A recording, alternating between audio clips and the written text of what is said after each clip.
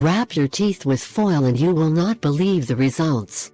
This treatment has been described by numerous people as effective. Classic tooth whitening does not work on all teeth, especially if they are gray, as the effect is not visible and is only more effective when it comes to yellowing teeth. There are many teeth whitening products on the market today, and some of them contain small amounts of carbamide peroxide and small teeth whitening particles. However, you can make your own toothpaste for teeth whitening and can be achieved as follows. 1. Mix some baking soda with your usual toothpaste. 2. Take a piece of foil and fold it to fit your teeth. 3. Apply the paste you have to foil and then put it on your teeth. 4. Let the paper remain on the teeth for an hour.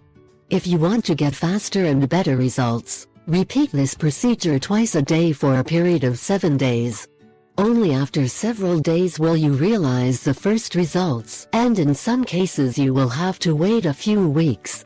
According to dentists, this tooth whitening treatment is completely safe, and there are no health risks to your teeth if you practice it.